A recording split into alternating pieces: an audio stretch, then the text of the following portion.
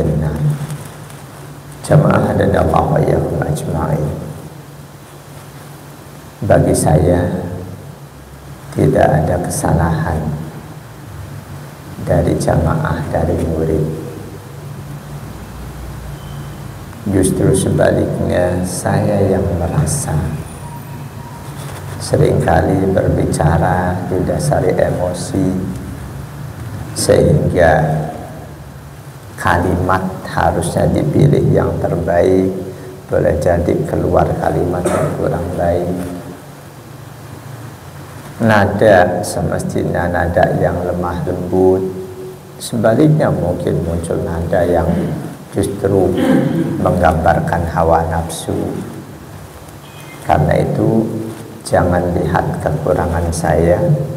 Kalau toh jamaah melihat saya ada kekurangan, ada kesalahan, silahkan berikan nasihat kepada saya.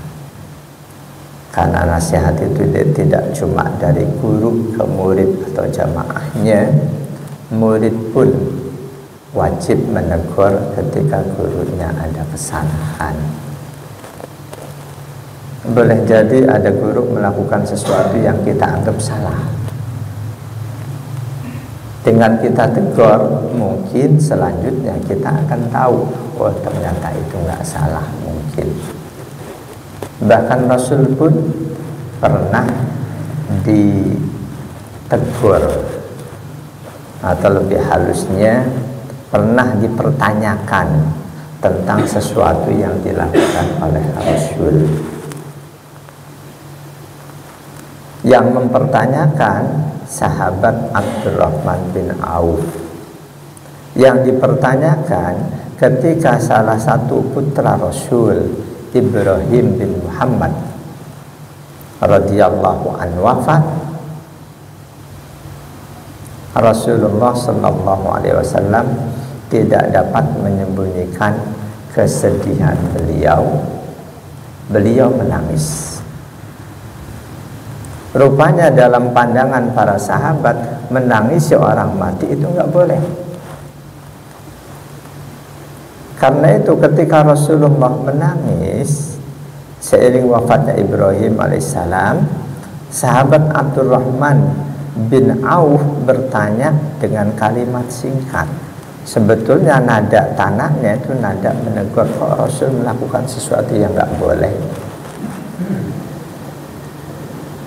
Dari hadis-hadis Nabi yang ada sebelumnya, para sahabat menyimpulkan menangisi orang mati nggak boleh. Ketika Rasulullah menangis, oleh sahabat Abdurrahman bin Auf ditanya, wa anta ya Rasulullah, dan engkau wahai Rasul, mengapa engkau menangisi putramu yang meninggal? Di situ ada kalimat tersembunyi, bukankah selama ini engkau melarang kami menangisi saudara kami yang meninggal? Rasul ditanya seperti itu dengan nada tanya menyalahkan beliau, beliau senang. Sekaligus dari dalam diri beliau ada niatan untuk meluruskan apa yang difahami salah oleh para sahabat. Hadis ini sahih, diriwayatkan oleh Imam Ahmad, Imam Bukhari, Imam Abu Dawud, Tirmidzi, Nasa'i, Imam Muslim, hampir oleh semua ulama hadis. Lengkap hadisnya an Anas bin Malik radhiyallahu anhu qala, dari sahabat Anas bin Malik radhiyallahu anhu qala, beliau berkata, dakhalna ma'a Rasulillah sallallahu alaihi wasallam ala Abi Saifin al-Qayni. Waktu itu aku mengiringkan Nabi bersama sahabat yang lain mendatangi Abu Saif al-Qayni. Wa kana dhi'ran li Ibrahim alaihissalam.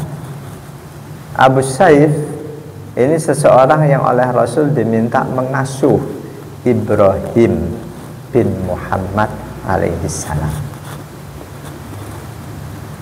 Fa'akhadha Rasulullah sallallahu alaihi wasallam Ibrahim, putra beliau yang masih sangat kecil itu dalam kondisi sakit, diambil oleh Rasul, digendong, faqabbalahu, dicium, wasammahu,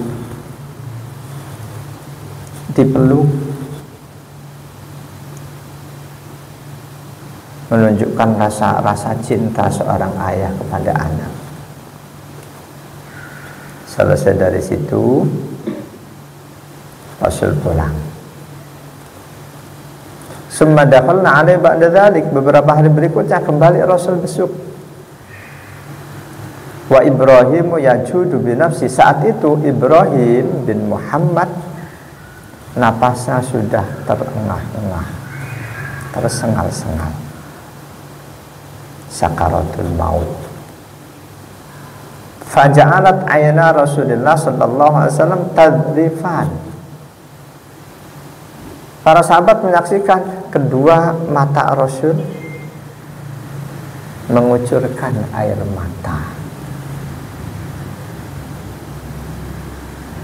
Begitu melihat Rasul menangis, faqala lahu Abdurrahman ibn Auf radhiyallahu an. Sahabat Abdurrahman bin Auf langsung berkata, menegur, "Wa anta ya Rasulullah, Rasul, kenapa engkau menangis?"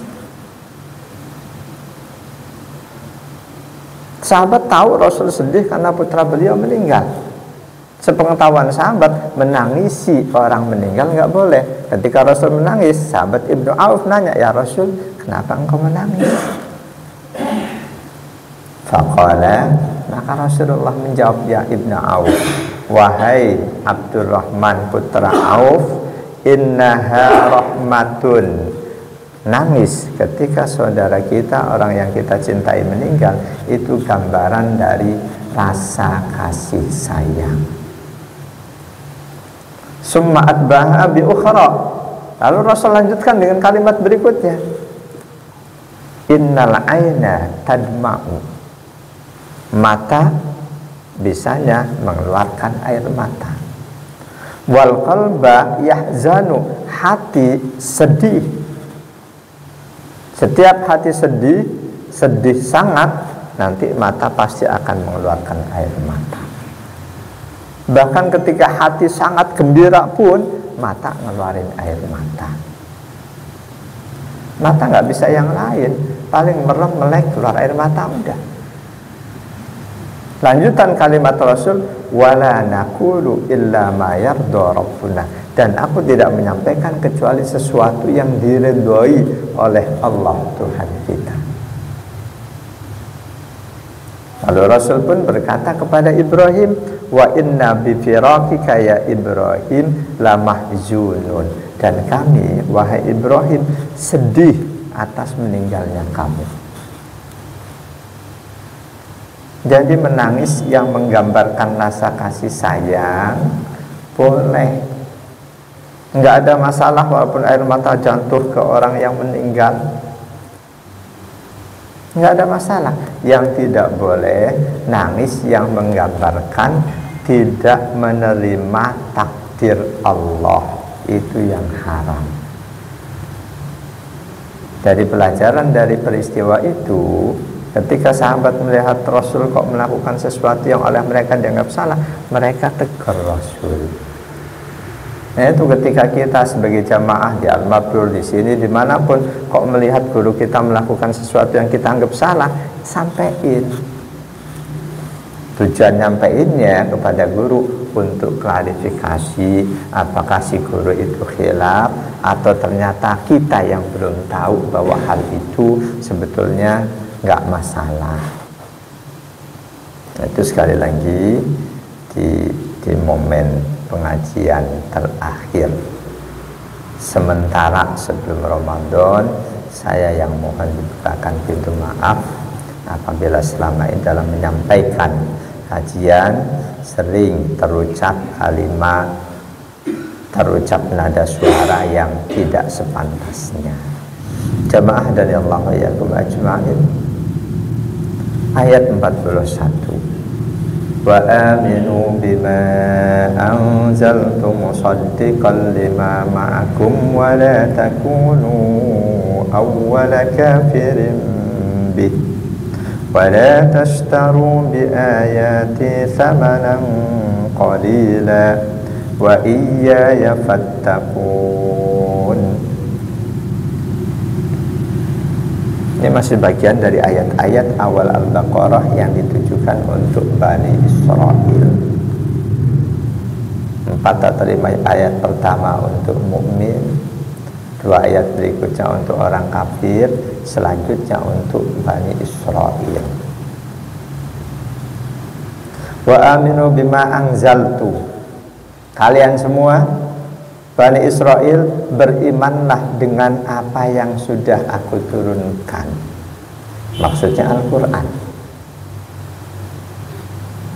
Musaddiqal lima ma'akum.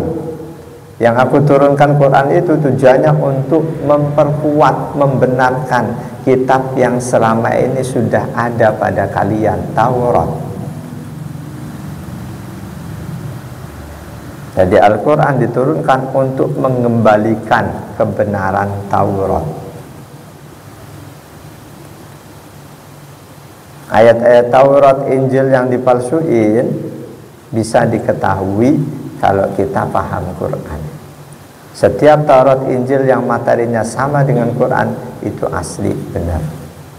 Ayat Taurat, Injil yang ternyata bertolak belakang dengan Quran itu yang kita yakini palsu.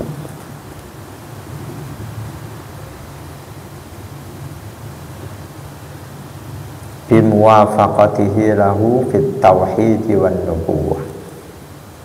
Aku turunkan Quran untuk membenarkan kitab yang sudah lebih dulu ada pada kalian, yang sejalan dalam hal tauhid dan kenabian. Wala takunu awwala kafirin bih. Jangan kalian justru menjadi orang pertama yang mengingkari Al-Quran di antara ahlul kitab. Jangan kalian menjadi orang pertama yang mengingkari Al-Quran.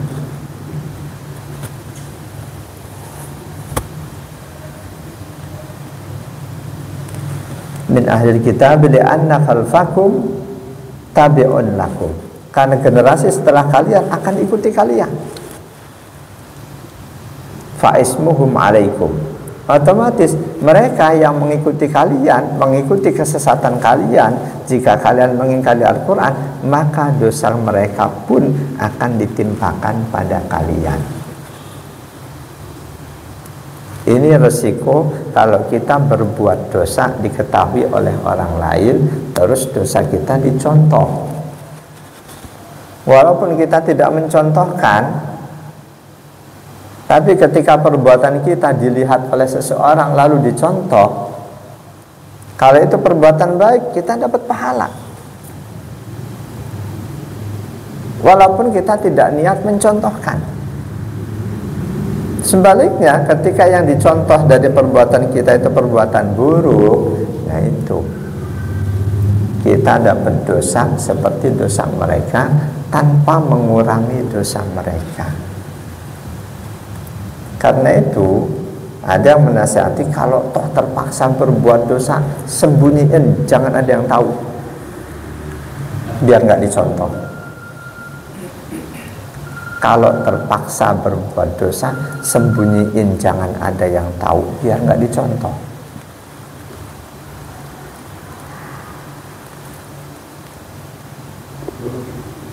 Sebaliknya, kita melakukan perbuatan baik, kita perlihatkan tujuannya supaya dicontoh, itu boleh. Memperlihatkan perbuatan baik supaya dicontoh orang lain, itu boleh, asalkan tidak untuk kebanggaan, tidak untuk pamer. Ketika hati kita masih rawan pamer, rawan ria, buat orang yang masih seperti itu menyembunyikan kebaikannya, itu lebih baik.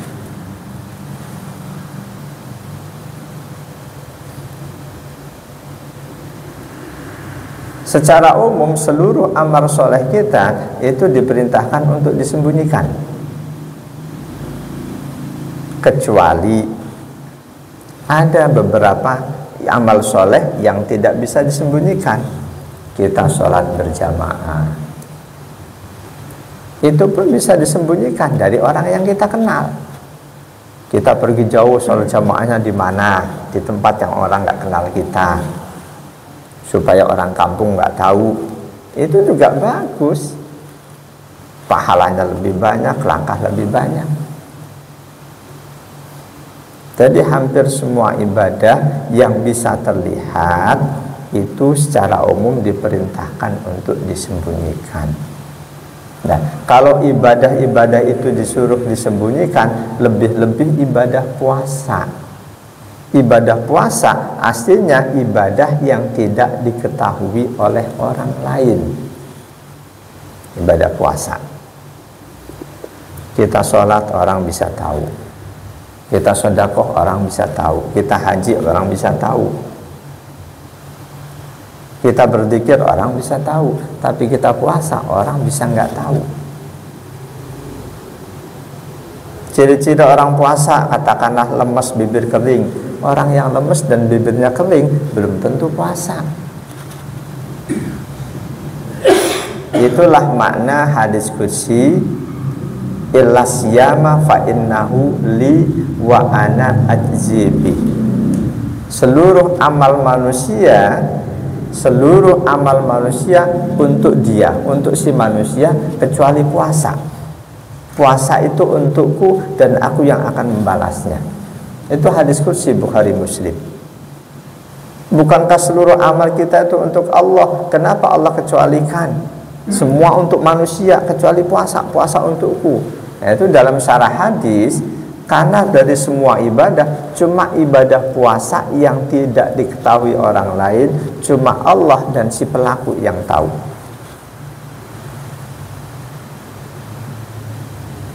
Jadi kalau ibadah yang terlihat saja disuruh untuk disembunyikan, puasa yang aslinya memang sudah tersembunyi harusnya lebih tersembunyi.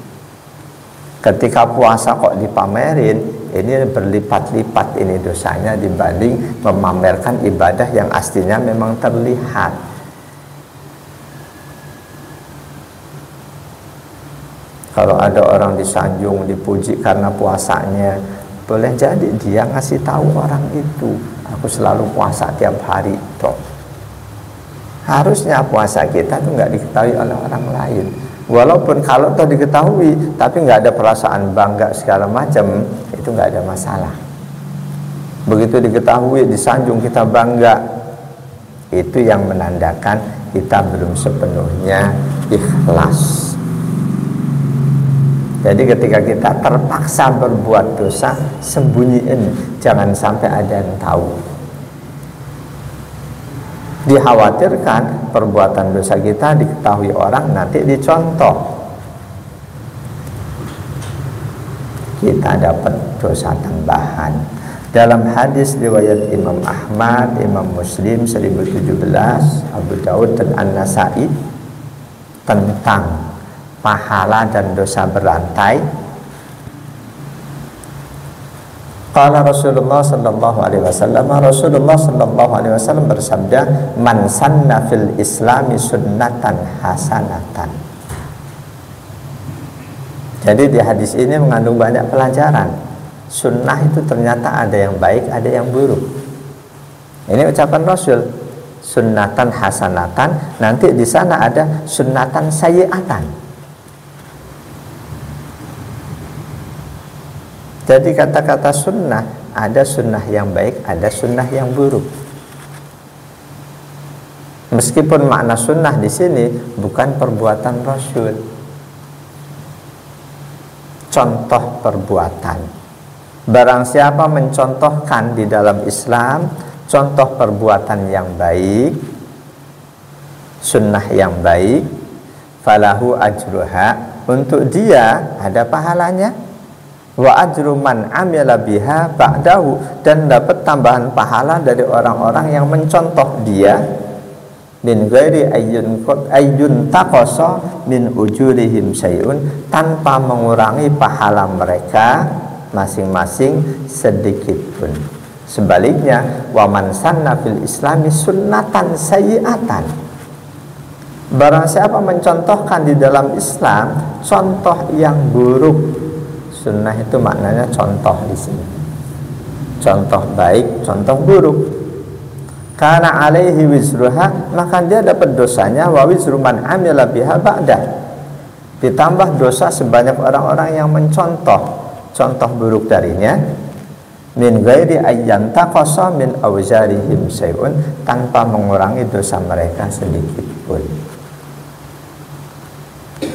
Itu kita harus selalu hati-hati ketika melakukan sesuatu yang bakal dicontoh orang lain. Meskipun kita tidak nyuruh mencontoh, kita akan dapat resiko dosa. Sebaliknya, kita berbuat baik dicontoh orang, meskipun kita tidak niat mencontohkan, kita dapat pahala. Di sini Rasul nggak sebutkan barang siapa mencontohkan perbuatan baik dan memang dia niat contohkan, nggak ada qarinah itu, nggak ada catatan itu.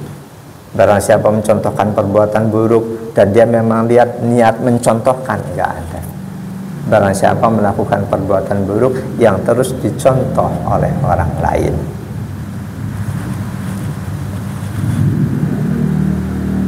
Seringkali di tengah masyarakat sesuatu yang tidak baik terjadi itu karena ada contoh sebelumnya. Saya nggak udah sebutkan contohnya karena udah menjadi umum, banyak yang melakukannya. Jadi Allah perintahkan di ayat ini kepada orang-orang Yahudi ahlul kitab, imanilah Quran yang sudah aku turunkan untuk membenarkan kitab yang sudah lebih dulu ada pada kalian, dan janganlah kalian menjadi orang pertama yang mengingkari Al-Quran.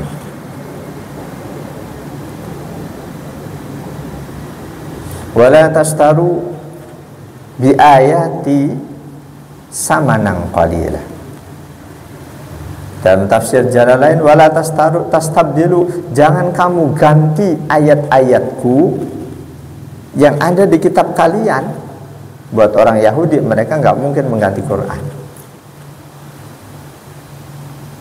Jangan kalian mengganti ayat-ayatku allati fi kitabikum, yang ada di kitab kalian. Apa sih yang diganti oleh Yahudi Nasrani? Min na'ti Muhammadin sallallahu alaihi wasallam. Ayat Taurat Injil yang mula-mula diganti oleh mereka ayat yang menguraikan sifat ciri-ciri Nabi Muhammad. Itu yang diganti pertama. Begitu Nabi Muhammad benar-benar diutus, berita diutusnya Nabi Muhammad sampai kepada mereka, mereka buktiin ternyata betul sesuai dengan isi Taurat Injil. Mereka nggak mau Nabi Muhammad diakui sebagai Nabi terakhir. Taurat Injilnya yang diganti, sifat-sifat Nabi Muhammad itu menjadi ayat pertama yang mereka ganti. Ayat ini menegur mereka, wala tastaru bi ayati, jangan kalian ganti ayat-ayatku. Yang motivasi gantinya itu samanan qalila, untuk mendapatkan keuntungan duniawi, harga yang sangat murah. Meskipun seluruh dunia kita miliki berupa emas perak, ketika akhirat tidak kita dapatkan, sebanyak-banyaknya dunia dibanding akhirat itu nggak ada nilainya. Samanan qalila, harta yang terlalu sedikit. Ini tafsir. Kalau terjemah, jangan kamu jual ayat-ayatku dengan harga yang murah. Kalau sekedar terjemah, ini Quran dijual haram. Jual berapa saja haram, nggak boleh jual ayat dengan harga murah, apalagi satu Quran. Itu dulu ada yang punya kesimpulan menjual Quran nggak boleh pakai ayat ini. Memperjualbelikan Quran nggak boleh, alasannya pakai ayat ini. Dia nggak baca tafsirnya.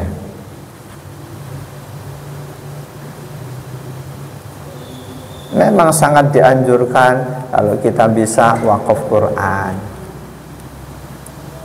Syukur-syukur ada orang minta ke kita, kasih dengan senang hati.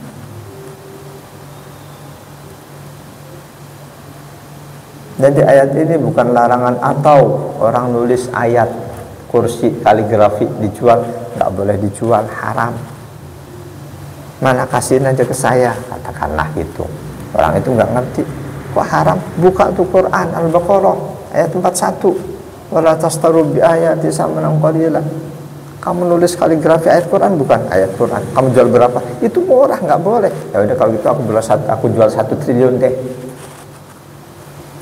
Ini bukan ke situ arahnya.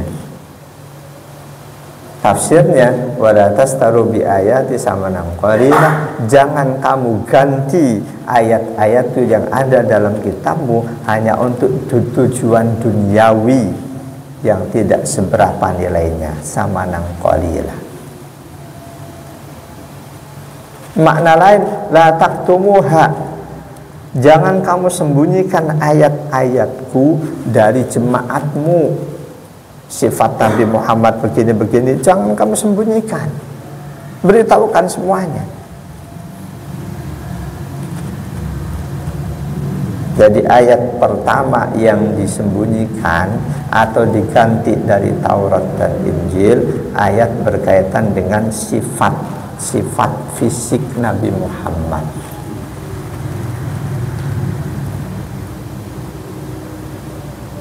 Yang mengganti, yang menyembunyikan tokoh Yahudi Nasrani yang dikendalikan hawa nafsu. Mereka yang tetap dikendalikan oleh hati nurani yang memang rindu kebenaran, tahu. Contohnya yang selanjutnya jadi sahabat Nabi, pendeta Yahudi, siapa namanya? Abdullah bin Salam.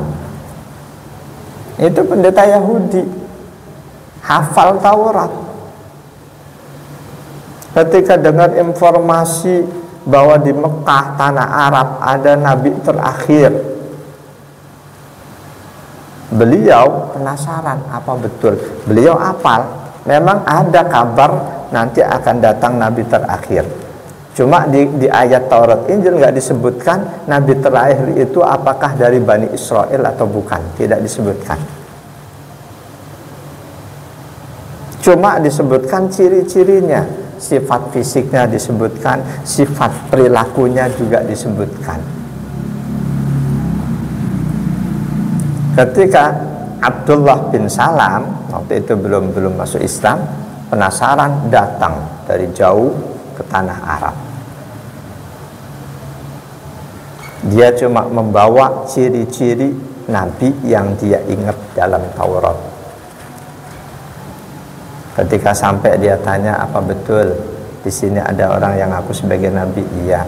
Ciri-cirinya gimana? Begini. Beliau yakin ini sesuai dengan Taurat. Ketemu orang lain, semua menjelaskan begini, semuanya jujur. Termasuk Abu Lahab, Abu Jahal aja awalnya ketika ditanya, Muhammad pernah berdusta? Enggak, sama sekali tidak pernah berdusta. Dia orang yang paling bisa kami percaya. Ketika Nabi mendakwahi keluarga besarnya, Abu Lahab, Abu Jahal dan lain-lain, Nabi nanya, bagaimana penilaian kalian terhadap diriku? Semuanya kompak, kamu adalah orang yang paling bersih, tidak pernah berdusta. Benar-benar. Ketika selanjutnya Nabi cerita dapat wahyu dari Allah, langsung, wah kamu pendusta, kamu pembohong.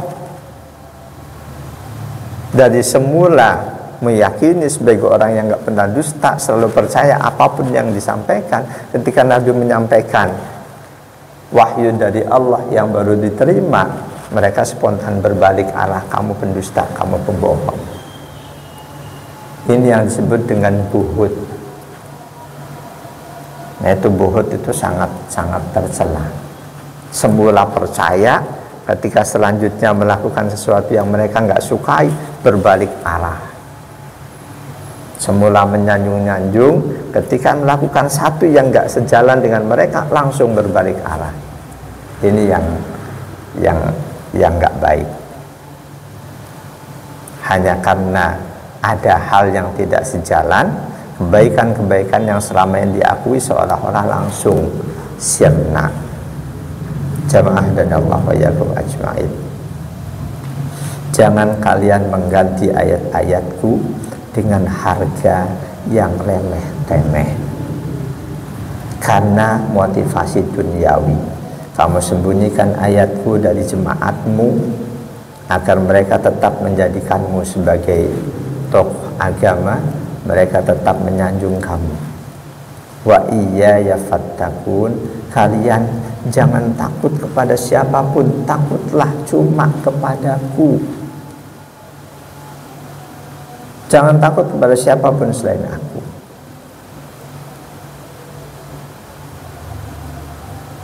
Berkaitan dengan ayat 41 ini, dalam kitab Fathul Qadir, wa hadhil ayatu wa in kanat khitaban li bani Israila wa nahyan lahum fahiya mutanawilatun li hadhil ummati bi fahwal khitab. Meskipun pada mulanya ayat 41 ini disasarkan untuk Bani Israel, larangan untuk Bani Israel, tapi kandungan materinya berlaku juga untuk umat ini, umat Islam. Berlaku untuk kita juga. Mereka nggak boleh mengganti ayat Allah, kita pun nggak boleh, haram. Mereka nggak boleh menyembunyikan ayat Allah demi keuntungan duniawi, kita pun nggak boleh menyembunyikannya. Ketika kita tahu bahwa ini hukumnya haram, datang pengusahanya ke kita. Kita sebagai kiai, Pak Kiai, saya pemilik usaha ini, amplop tebel udah kelihatan. Saya pengen dapat fatwa dari Pak Kiai supaya dagangan saya laris. Apakah dagangan saya ini halal? Bayangin amplop tebel. Oh iya, ya, bisa dihalalkan kok. Ini menjual ayat. Jadi pada mulanya ayat ini untuk Bani Israel, tapi dalam kitab tafsir Fathul Qadir ini berlaku untuk umat ini juga, untuk umat Islam. Faman akhadha minal muslimina riswatan ala ibtali haqqin